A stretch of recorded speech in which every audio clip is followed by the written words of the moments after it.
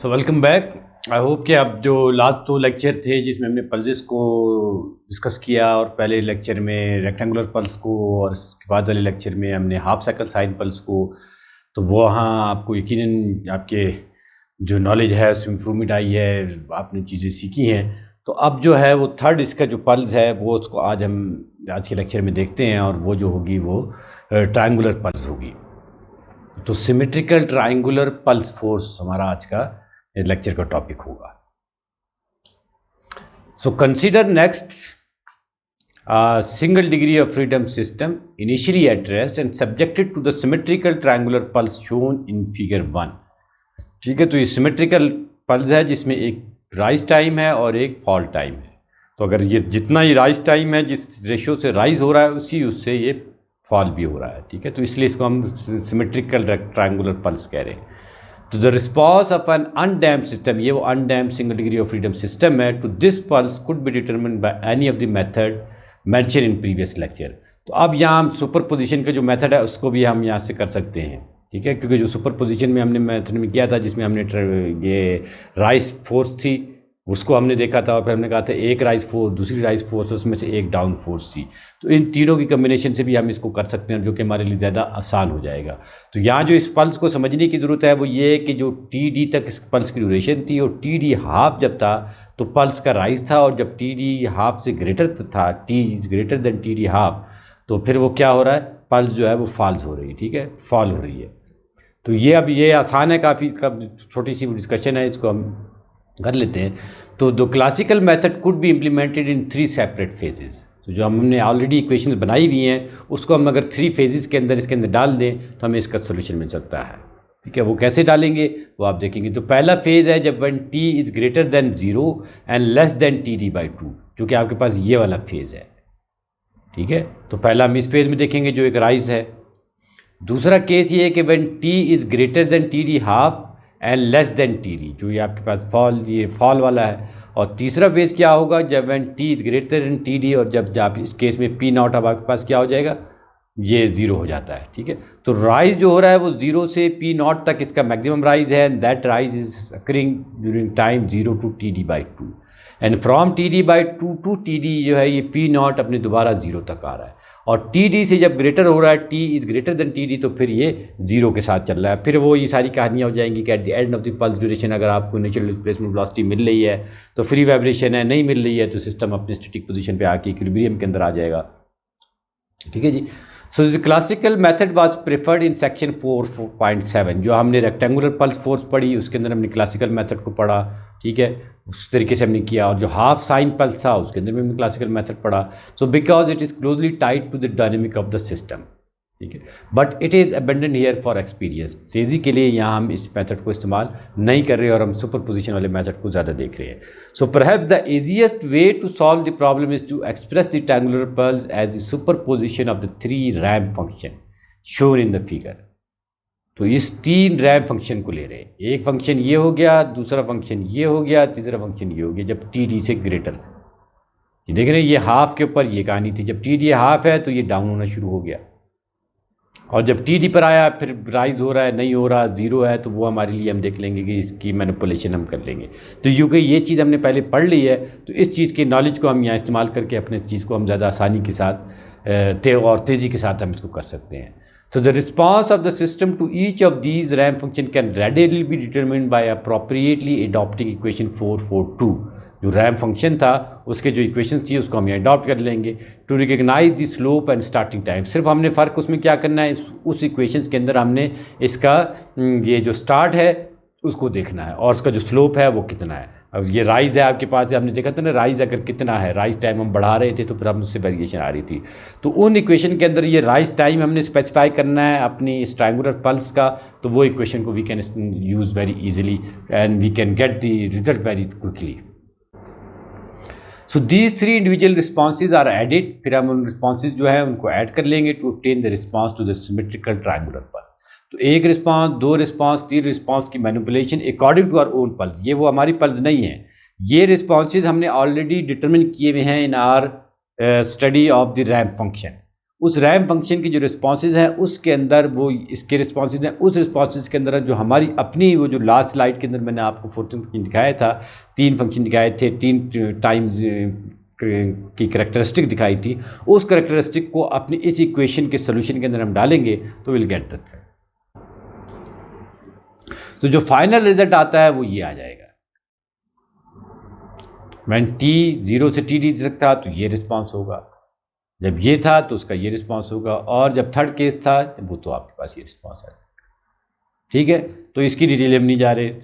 Theory मैंने आपको समझा दी कि क्या किया है। जो रैम फंक्शन की हमने स्टडी की थी, उस रैम फंक्शन के अंदर हमने जो राइज टाइम था दैट वाज वेरी क्रूशल। जो ये इसका राइज था, ये राइज टाइम बड़ा क्रूशल था। ठीक है, उसकी इक्वेशन में हम अपने ये जो करेक्टरिस्टिक आई हैं, जो हमारी ट्रायंगुलर पल्स की करेक्टरिस्टिक है, वो पुट इन करते हैं।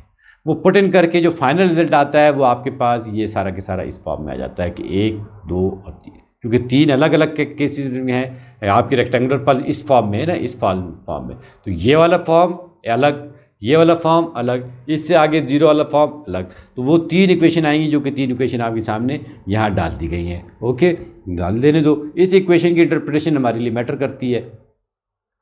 तो जो पहली इक्वेशन है we are calling that to be equation A, जो सेकंड है उसको we are calling that to be equation B, and जो थर्ड है we are calling that to be equation number सी।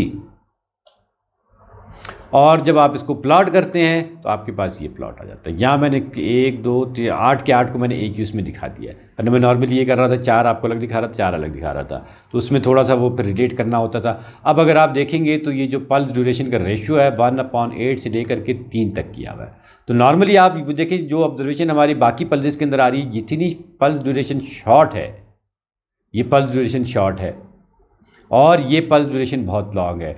जब पल्स ड्यूरेशन लॉन्ग होती है तो सिस्टम उसको स्टैटिक के तौर के करीब करीब चले जाता है, और जब बहुत शॉर्ट होती है तब भी हमारे पास पीक नहीं मिल रही होती। ये 1/8, 1/4, 1/2, 1/2 के ऊपर जब आप देखेंगे तो आपको पीक मिलना शुरू हो जाती है। ठीक है, तो यहाँ भी अगर आप देखेंगे इन केस ऑफ 2, आपके पास सिर्फ 2 के केस में जब आपके पास ये रेशियो 2 है, ये स्टैटिक रिस्पॉन्स आपके पास 0 हो रहा है। वहाँ हमारे पास एक केस हमने देखा था कि 1, 2, 3, 4, 5, 6 केस में आ रहा था। सेकंड पल्स के अंदर देखा 1.5, 2.5, 3.5, 4.5 केस में आ रहा था। यहाँ आगे क्या हो रहा है, सिर्फ 2 के केस में आ रहा है, जो कि ट्रायंगुलर पल्स है। तो ये जाहिर सी बात है, क्योंकि पल्स की शेप अलग है तो उसका रिस्पॉन्स भी अलग होगा ना, तो दैट शुड डिफर। लेकिन कुछ सिमिलरिटीज़ भी हमें मिलती हैं और कुछ हमें फ़र्क भी मिलते हैं। So the variation of the normalized dynamic deformation and of the static solution with the time is shown in for several values of Td upon Tn. The dynamic effects are seen to decrease as the pulse duration Td increases. Dynamic effect जो है घटना शुरू हो जाते हैं जब beyond 2 time Tn, 2 time Tn, इससे ये जब ये वाली चीज़ हो जाती है तब आप देखते हैं कि जो डायनेमिक इफेक्ट है वो डिक्रीज़ होना शुरू हो गए। ये हमने पहले भी डिस्कस किया था, ये जो इफेक्ट है ये कम होना शुरू हो गई।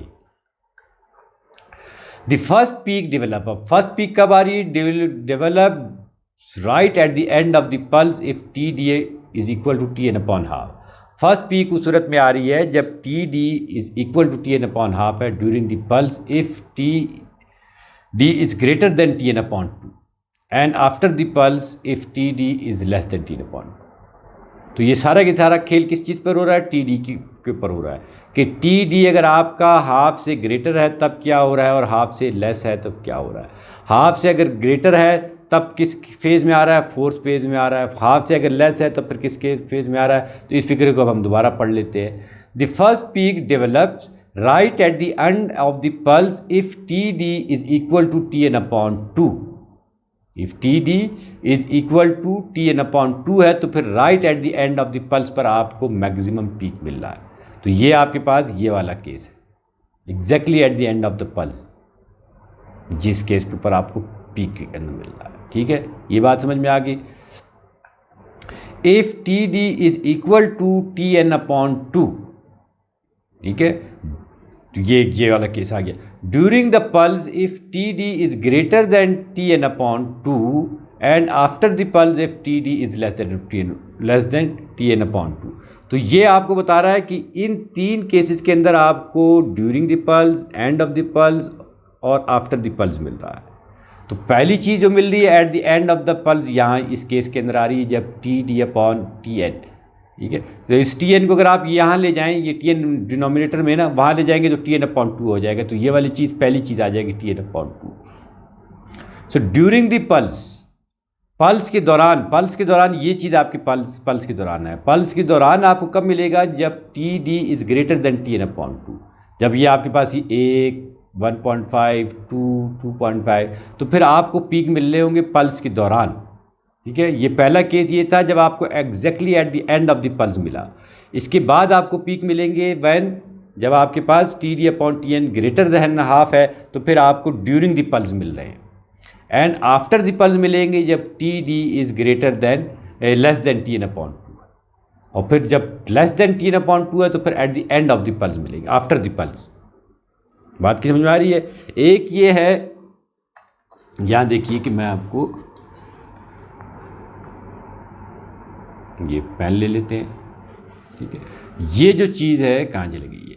ये है टी डी, ठीक है, is equal to T N upon to.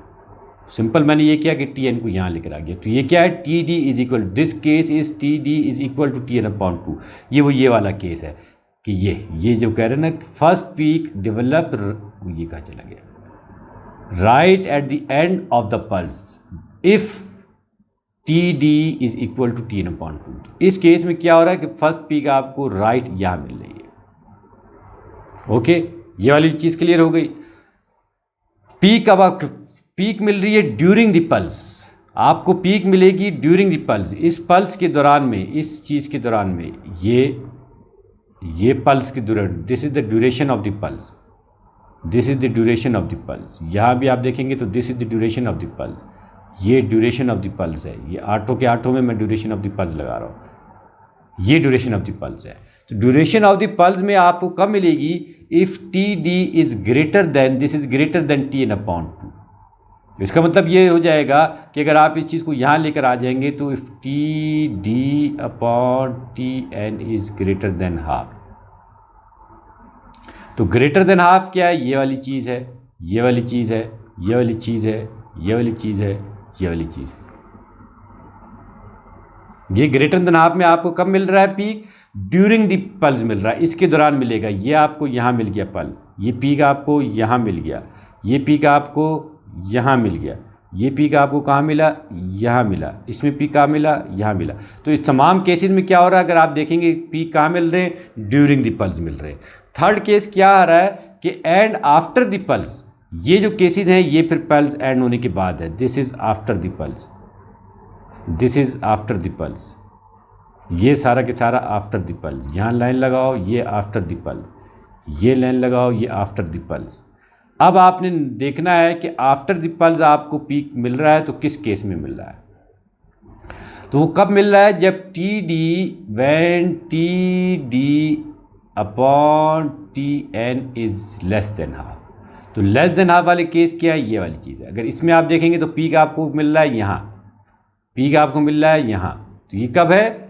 After the pulse मिल रहा है। किस केस में? जब आपके पास T D upon T N, इन दो केसेस में। तो दो केसेस आपके पास, this is case number 1 initial, और ये दो केसेस ये अलग आए। तीसरा पर्टिकुलर केस आपके पास ये आया, और ये जो बाकी केस थे, this one, this one, this one, this one और दिस वन, इन तमाम के तमाम केसेस में आपको जो पीक मिल रही है वो ड्यूरिंग द पल्स मिल रही है। That's what we have observe. तो ये पढ़ने में काफ़ी मुश्किल थी। जब आपने होपफुली ये इसकी जो डिस्कशन हुई है इसमें ये चीज़ आपको समझ में आई होगी। तो let's move ahead. So the maximum response during the free vibration is shown in figure A. Maximum response कब होगा? Was obtained by finding the maximum value of equation 49C। जब वो हम जानते हैं कि फ्री वाइब्रेशन फेज में maximum response कब होता है? जब डिस्प्लेसमेंट उसका फर्स्ट डेरिवेटिव लो, जो वो मैक्सिमम थ्योरी है उसके तरीके हो जाता है। The corresponding plot for the maximum response during the force vibration phase was obtained by finding the largest value. ये फिगर ए है, ठीक है। was obtained by finding the largest value, कहाँ चले गए? The corresponding plot for maximum response during the force vibration phase. This is the force vibration phase. तो इसका जो आ रहा है वो यहाँ आ रहा है पीक, ये इस जगह के ऊपर तकरीबन। इसकी जो पीक आ रही है वो यहाँ आ रही है फ्री वाइब्रेशन की। तो अब देख लेते हैं दोनों में क्या फ़र्क है।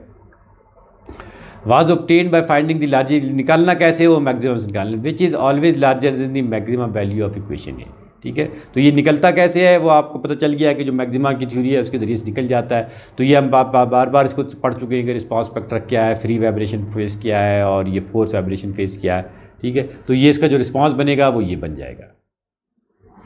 सो the overall maximum response is the larger of the two. बार बार हम कह रहे हैं कि जो फ्री वाइब्रेशन फेज और फोर्स वाइब्रेशन फेज में जो ज़्यादा होगा वो ओवरऑल रिस्पांस होगा, जो इसको हम रिस्पांस स्पेक्ट्रम कहते हैं। ठीक है, सेपरेटली हम निकाल लेंगे। तो figure A shows that if TD is greater than Tn upon 2, the overall maximum is the largest. जब TD is greater than Tn upon 2 है तो overall maximum is the largest peak that developed during the force pulse. force pulse के दौरान इस case में आएगा, ये हमने लास्ट फिगर में डिस्कस भी किया आपको। On the other hand, if TD is less than Tn upon 2, the overall maximum is the peak response during the free vibration phase. फिर जो ओवरऑल मैक्सिमम रिस्पांस आएगा वो फ्री वाइब्रेशन फेज में आएगा। ये हमने, अगर आपको याद हो, हाफ साइकिल साइन जो पल्स था उसके अंदर भी ये रिस्पांस आ रहा था कि अगर आपका जो रेशियो फ्रीक्वेंसी, ये जो टाइम का रेशियो था वो लेस देन हाफ है तो आपका जो ओवरऑल रिस्पांस मैक्सिमम रिस्पांस आ रहा है वो फ्री वाइब्रेशन फेज में आ रहा है, और अगर वो ग्रेटर देन हाफ है तो ओवरऑल मैक्सिमम जो आपका आता है वो फोर्स वाइब्रेशन फेज के अंदर आ रहा था। ठीक है, तो वो वहाँ चीज़ भी हमने इसको डिस्कस की थी, वो यहाँ हमने रिपीट कर दी। और and if great equal to Tn है तो फिर दोनों जो है वो इक्वल है, फोर्स वाइब्रेशन फेज में और फ्री वाइब्रेशन रिस्पांस मैक्सिमा जो है वो दोनों सेम आ जाते हैं। वो अगर आप यहाँ इस इक्वेशन के अंदर जाके देखेंगे भी, इस इक्वेशन के अंदर वो ये है, तो ये जो चीज़ है ये साइकिल अपने इसके अबाउट की अपनी फ्री वाइब्रेशन, यहाँ ये देख रहे हैं ये रिस्पांस जो है वो फोर्स वाइब्रेशन का भी है, फ्री वाइब्रेशन का भी है, तो वो फिर दोनों बिल्कुल एग्जैक्टली सेम आएंगे, जो कि आप इसको इस इक्वेशन के अंदर भी आपको नजर आ जाए। तो फ्री वाइब्रेशन का मैक्स और फोर्स वाइब्रेशन का मैक्स जो होगा वो फिर एक ही पॉइंट के ऊपर आ रहे होंगे। अगर आपके पास TD अपॉन Tn जो है वो हाफ है, 0.5 है, तो वो 0.5 आपके पास नियरली इस जगह के ऊपर आ रहा होगा, ये तो वो जो सारी की सारी डिस्कशन है वो इस रिस्पांस स्पेक्ट्रम में आपको सम अप होकर नजर आ रही है। ये हम पढ़ लेते हैं। ठीक है, सो जो ओवरऑल मैक्सिमम जिसको रिस्पांस स्पेक्ट्रम या शॉक स्पेक्ट्रम कहते हैं वो फिर हमने यहाँ प्लॉट कर दिया है। This is the shock spectrum for the symmetrical triangular pulse force. ठीक है, तो अब हमने तीनों टाइप की पल्सेस के response spectrum, shock spectrum, force vibration phase के अंदर उसके क्या हो रहा है और फ्री वाइब्रेशन फेज़ के अंदर क्या हो रहा है, तो ये सारी चीज़ें डिटेल में हमने डिस्कस की हैं। यकीनन इसके अंदर कन्फ्यूजन आपको नज़र आई होंगी क्योंकि आप फर्स्ट टाइम देख रहे हैं, हम तो रिपीटली इस कोर्स को पढ़ा रहे हैं, तो यकीनन जो आपकी कन्फ्यूजन है वो हम उसको वेलकम करेंगे, आप उसको शेयर करें और हमारे साथ डिस्कस करें।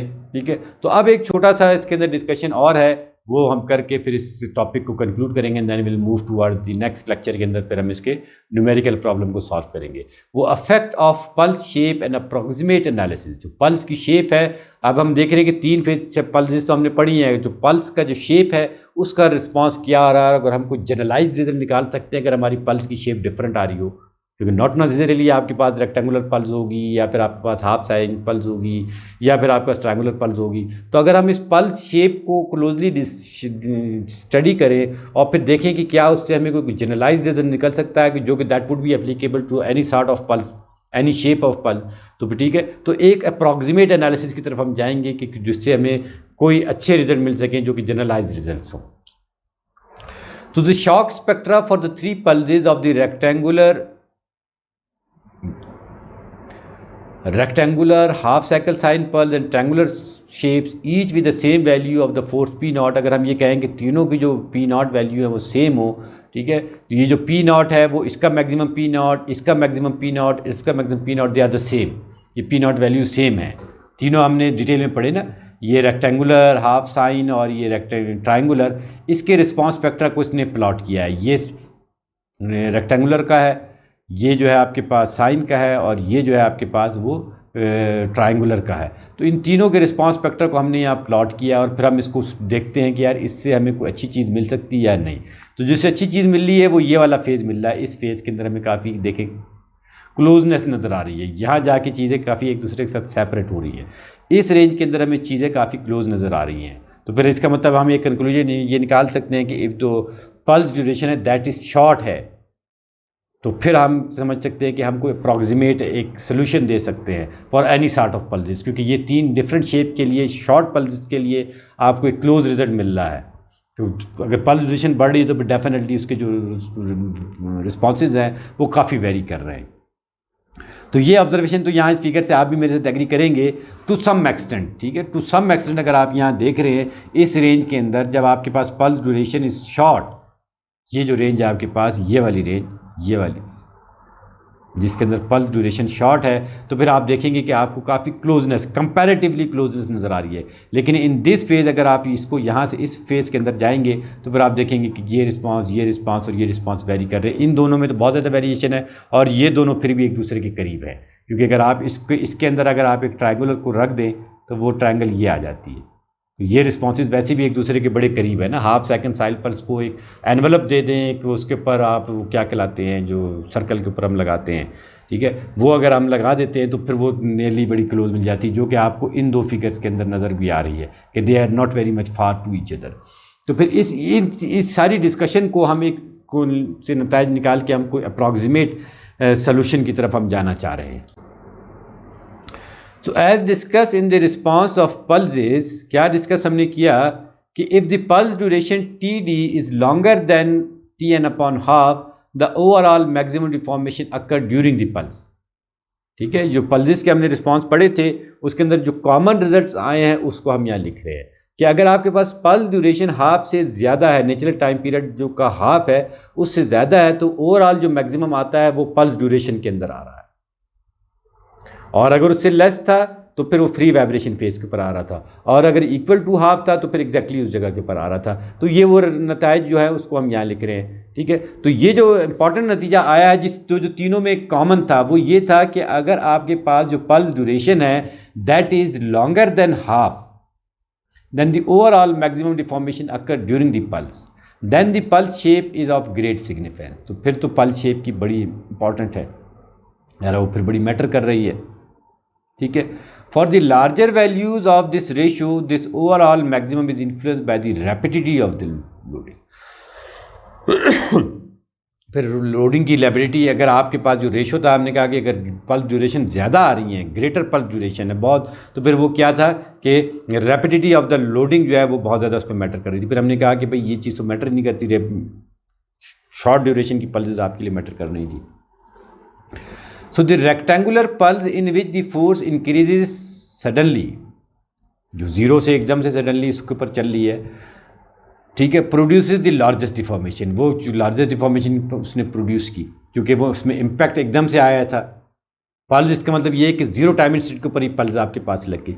बाकी के ऊपर क्या था, राइज बड़ा स्लो हो रहा था, जो रैम था उसके अंदर राइज P0 के ऊपर गया, ये भी P0 था, ये उसका था। तो ये जो P0 था ये ज़्यादा खतरनाक था, ये P0 को यहाँ तक पहुँचते पहुँचते P0 तक पहुँचते इसने सर्टन टाइम लिया, और जो साइन पल्स थी उसके अंदर भी P0 तक पहुँचते पहुँचते उसने टाइम लिया। तो इसमें सबसे जो खतरनाक चीज़ थी वो रेक्टेंगुलर पल्स थी, जिसके अंदर सडनली उसने इंक्रीज़ किया था। तो उस सडन फोर्स ने ही सबसे लार्जेस्ट डिफॉर्मेशन दी, जो कि आपने रिस्पॉन्स स्पेक्ट्रा में देखी भी। Half cycle sine pulse in which the force initially increases at an intermediate rate causes deformation that for many values of Td upon Tn is larger than the response of the triangular response, ठीक है। तो half cycle sine pulse में कुछ values में यकीनन greater आ रही थी, क्योंकि उसके अंदर जो फोर्स की ड्यूरेशन थी वो आपको पता है कि कर्वेचर फॉर्म में आ रही थी। ये कर्वेचर, और ये अगर आप ये देख रहे हैं कि ये कर्वेचर है, तो ये जो ड्यूरेशन आपको नज़र आएगी ये ज़्यादा नज़र आएगी, ऑन द कंट्री ये। तो इसकी वजह से ये जो चीज़ें थी जो कि कर्व शेप में थी वो रिस्पॉन्सेस आपको ज़्यादा नज़र आ रहे थे on the in the comparison of the triangular pulse. इसके अंदर ये इसके अंदर अगर आप देखेंगे तो ये देख रहे हैं ना, ये वाली चीज़, ये आपको रिस्पॉन्सेस ज़्यादा मिल रहे हैं और ये रिस्पॉन्सेस आपको कम मिल रहे हैं, क्योंकि ये जिसके अंदर फिट इन हो रहा है, ठीक है। The triangular pulse in which the increase in force is initially slowest among the 3 pulses, increase in force जो थी वो slowest थी आपके पास triangular pulse में, produces the smallest deformation। ये नतीजे तो हमने वहाँ से नाखस किए। If the pulse duration Td is shorter than the half, the overall maximum response of the system occurs during the free vibration phase, हमने देखा, and is controlled by the time integral of the pulse। अगर less than half है तो फिर अगर आप देखेंगे जो पल्स ड्यूरेशन है बहुत स्मॉल है। जब पल्स ड्यूरेशन इतनी स्मॉल हो रही है तो फिर आपने जो ड्यूरेबल इंटीग्रल और इम्पल्सिव लोडिंग पढ़ी थी, इम्पल्स का वर्ड पढ़ा था, तो वो फिर हम इम्पल्स के ज़्यादा करीब जा रहे हैं। तो फिर हम इसको उस अगर ऐसी आपको पल्सेस मिल रही हैं जिसके अंदर पल्स ड्यूरेशन बहुत शार्ट है तो फिर हम उसको इम्पल्स लोडिंग के तौर पर भी ले सकते हैं, और फिर जो ड्यूरेबल इंटीग्रल वाला चीज़ है वो हमारे लिए बड़ा यूज़फुल हो सकता है। This can be demonstrated by considering the limiting case as Td upon Tn approaches to 0, 1/8, या फिर इससे भी आपके पास पल्स ड्यूरेशन है तो इसका मतलब ये है कि जो पल्स ड्यूरेशन का रेशियो है वो दैट इज अप्रोचेस टू 0। जब अप्रोच टू 0 होता है तो फिर as the pulse duration become extremely short compare to the natural period of the system, it become a pure impulse. ये फिर एक प्योर इम्पल्स बन जाएगी जो कि हमने पहले पढ़ चुके हैं, ऑफ द मैग्नीट्यूड दिस 0 से टी डी होगा इंटीग्रल, और वो P T time D T, जो कि आपने इम्पल्स में आपके जो इम्पल्स वाला लेक्चर था और वो जाके आप देखेंगे तो वो फिर वो चीज़ बन जाएगी, क्योंकि इतनी शॉर्ट ड्यूरेशन है। वहाँ भी तो हम यही कह रहे थे ना कि टाइम ड्यूरेशन इतनी शॉर्ट इंटरवल में फोर्स पी लग रही है, तो यहाँ भी इतनी शॉर्ट इंटरवल में एक फोर्स पी लग रही है, तो फिर हम इसको क्यों ना इम्पल्स में देख लें। तो वो जो स्टडी होगी वो सारी की सारी इम्पल्स वाली हो जाएगी, no matter what type of the pulse that is, कि चाहे वो रेक्टेंगुलर पल्स थी, चाहे वो ट्रायंगुलर पल्स थी, चाहे वो हाफ साइन पल्स थी। लेकिन अगर ड्यूरेशन बहुत शॉर्ट है तो that should be treated as a pulse, that should be treated as a impulse. So the response of the system to this impulsive force is the unit impulse response of the equation 416 time जो impulse का response था उससे आप इसको multiply कर देंगे, जो भी आपका ये response time the unit response. जैसे हमने कहा था ना वहाँ भी कि एक इकाई की कीमत मिल गई तो आप 10 चीज़ों की कीमत निकाल सकते हैं। तो अब अगर आपको यूनिट इम्पल्स का रिस्पॉन्स पता है तो उसको मल्टीप्लाई कर देंगे आप फोर्सिंग फंक्शन से, तो आपका सारा मामला हल हो सकता है। तो ये शॉर्ट ड्यूरेशन के लिए हम इसको वर्क कर रहे हैं। तो जो मैक्सिमम डिफॉर्मेशन उस केस में आती है वो ये चीज़ आ जाती है, impulse divided by m upon omega N. ठीक है, ओमेगा एन को आप टी एन की टर्म में इस तरीके से लिख सकते हैं, क्योंकि हमारे पास यहाँ फोर्सिंग फ्रीक्वेंसी की बजाय हम नेचुरल टाइम पीरियड में ज़्यादा चीज़ों को देख रहे हैं। तो is proportional to the magnitude of the impulse. तो यहाँ अगर आप देखेंगे तो के स्टिफनेस है 2 पाई टी एन, ये सारी की सारी चीज़ें आपके पास कांस्टेंट है। तो जो रिस्पॉन्स है that is directly proportional to the impulse. ये हम पहले भी पढ़ चुके हैं, जितना बड़ा इम्पल्स होगा उतना बड़ा डिस्प्लेसमेंट आएगी। Thus the maximum deformation due to the rectangular pulse of the magnitude, अगर आपका rectangular pulse उसका magnitude P not T D है, ठीक है, T D is very short, P not उसका मैग्नीट्यूड है, ठीक है, वो अगर आपके पास आ रहा है तो उसका जो मैक्सिमम डिफॉर्मेशन आएगी वो ये आ जाएगी। इम्पल्स की जगह पे P नॉट टी डी डाल देते हैं तो आपके पास ये वाली चीज़ आ जाती है। बात की समझ में आ रही है? P नॉट अपॉन के जो होता है वो UST नॉट होता है, वो यहाँ आ गया। तो ये होपफुली नॉलेज आपकी समझ में आ रही है। ठीक है, ये आई नॉट की जब P नॉट आपने डाला P नॉट टी डी, आई की जगह पे डाला P नॉट टी डी, ये इम्पल्स के लिए आई लिखते हैं, तो ये सिंबल मुझे नहीं मिल रहा था इसलिए मैंने आई लिख दिया है। इसकी जगह आपने डाला P नॉट, तो P नॉट अपॉन के इज द UST नॉट जो कि इधर आ गया। यहाँ आपके पास बच गया T D upon T N, ये रेशो बन गया और 2 आई पाई अपनी जगह पर। तो T D upon T N हमारे लिए बड़ी मैटर की चीज़ है, हम अभी तक हमारा बहुत ज़्यादा सर कपाया। तो that is due to the half sine pulse. ये रेक्टेंगुलर पल्स के लिए ये आपके पास मैक्सिमम रिस्पॉन्स आया। हाफ साइन पल्स है तो उसका जो इम्पल्स है उसको हम इस तरीके से के साथ डिनोट कर सकते हैं, ये P नॉट टी डी है। ठीक है, तो वो फिर उसका जो मैक्सिमम रिस्पॉन्स आएगा वो ये आ जाएगा 4 टी डी अपॉन टी है। वहाँ मैक्सिमम रिस्पॉन्स 2 पाई की टर्म में आया रेशो, यहाँ 4 की टर्म में आ गया। और जो तीसरी हमारे पास थी ट्रायंगुलर पल्स, उसकी सूरत में जो उसको हम इस तरीके से डिफाइन कर सकते हैं और उसका जो मैक्सिमम रिस्पॉन्स आता है वो पाई की टर्म में आ सकता है। तो यहाँ आप तीनों को कंपेयर कर सकते हैं, rectangular, half cycle sine pulse और ये ट्रायंगुलर पल्स। तो तीनों के केस में जो मैक्सिमम डिस्प्लेसमेंट रिस्पॉन्सेज आ रहे हैं वो आप now you can compare in term of T D upon T N. लेकिन ये उस केस में होगा जब आपके पास जो टाइम ड्यूरेशन है, पल्स ड्यूरेशन है, that is very short enough के we can short enough that it is approaching to the zero, then you can apply these results and these are the approximate results. So 3 pure impulse solution which very linearly, अब ये तीनों pure solution थे, तीनों का variation किस चीज़ के ऊपर था? T D upon T N के ऊपर था। Are exact if T D upon T N is equal to 0। ये बिल्कुल एक्यूरेट रिजल्ट देगा अगर आपके पास T D upon T N 0 है। 0 का मतलब ये है कि पल्स ड्यूरेशन सिफर आ गई ना, पल्स ड्यूरेशन आपके पास सिफर आएगी। तो 1 upon 0 is infinity, 0 upon something is 0। तो if pulse duration is 0 is short enough, तो फिर आपके पास ये जो रिजल्ट आपने निकाले हैं वो बिल्कुल एक्यूरेट रिजल्ट आएंगे, एग्जैक्ट आएंगे। लेकिन चूंकि जाहिर सी बात है आपके पास इतना वो नहीं आता। For the all other values of T D they provide an upper bound to the true maximum deformation. तो दूसरी वैल्यूज़ के लिए फिर वो एक अपर बाउंड दे देते हैं, जो कि हमने वहाँ नॉर्मल रिजल्ट से निकाले थे। Has been since the effect of the pulse has been over estimated by assuming it to be concentrated at time is equal to zero. क्योंकि फिर हम ये ओवर एस्टिमेट कर रहे हैं ना कि time is equal to zero, लेकिन टाइम तो जीरो नहीं है। तो फिर ये क्या होगा, तो थोड़ी बहुत ओवर एस्टिमेशन आ जाएगी। Instead of being spread over from zero to T D, तो जीरो से टी डी के बजाय हम इसको श्रिंक करके जीरो के करीब लाने वाली करेंगे, तो थोड़ी बहुत फिर वो क्या आ जाएगी, ओवर एस्टिमेशन आएगी। तो वो ये आपके पास जो हमने पहले फिगर को पढ़ी थी वो ये ओवर एस्टिमेशन ये है। So over the range when TD upon TN is less than 1/4, this is 0.5 and this is 1/4, ठीक है। 0.5 से भी एक 0.25 वाली बात है। The pure impulse solution is close to the exact response, तो impulse का जो solution है वो exact response के बहुत ज़्यादा करीब है। The two solution differ increasingly as TD upon TN increases up to half। तो फिर इस रेंज के अंदर अगर आप इस फिगर को देखें, क्योंकि अब हम इसको इम्पल्स जो लोड है उसके साथ कर रहे हैं। देखिए, this value is 0.5 and this value is 0.25, ठीक है। तो ये जो बात कर रहा है T D upon T N is 1/4, तो 1/4 का जो केस है, अगर मैं इस लाइन को यहाँ एग्जैक्ट ड्रा कर सकूँ, वो ये वाला केस है। इस केस में अगर आप देखते हैं इस रेंज के अंदर आपका जो सोल्यूशन है वो सब के सब सेम है, तो बहुत एग्जैक्ट रिजल्ट आपको मिल जाता है जो कि आपको इम्पल्स लोडिंग से मिलता है। और विद इन जो ये रेंज है, अगर मैं इस चीज़ को उठा करके ये सीधी लाइन दोबारा लगा सकूं, ये वाली रेंज, तो ये जो रेंज है आपके पास, ये वाली रेंज, तो फिर यहाँ आपके पास डिफरेंस बढ़ना शुरू हो जाता है। और अगर इससे भी लार्जर वैल्यूज हैं, the deformation attains it's overall maximum during the pulse and the pure impulse solution is meaningless. फिर इस रेंज के अंदर जो इम्पल्स का सोल्यूशन है वो फिर मीनिंगलेस हो जाता है, because it assume the maximum occurs in free vibration. फिर इस केस के अंदर जो मैक्सिमम है वो फ्री वाइब्रेशन के अंदर आपके पास आने लग जाता है। वो हमने सारी चीज़ डिटेल में पहले ही पढ़ चुके हैं। So the preceding observation suggests that if the pulse duration is much shorter than the natural time period, the maximum deformation should be essentially controlled by the pulse area। जो मैक्सिमम डिफॉर्मेशन है वो pulse area से आपको मिल सकती है, independent of its shape. फिर चाहे आपके पास शेप कोई भी हो, आप पल्स एरिया ले लें, ट्रायंगुलर है, रेक्टेंगुलर है, या कोई और ऑकवर्ड शेप आती है, what ever that shape is, you can find out the area of that shape, you can find out the maximum deformation bye calculating the pulse area. So that is a very useful information that we can get from this thing.